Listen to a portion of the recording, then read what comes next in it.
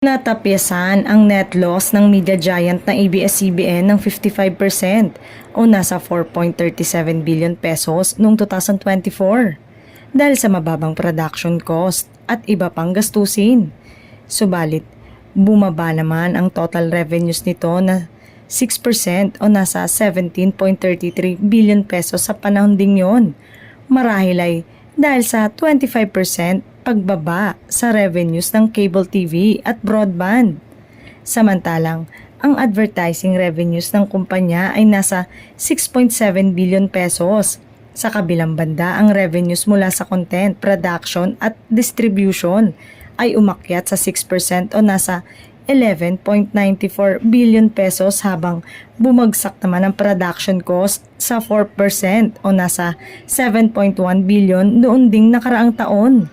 Samantala, magandang balita naman ito lalo pa at napapalapit na rin ang muling pagbubukas sa Hunyo para talakayin ng prangkisa ng ABS-CBN.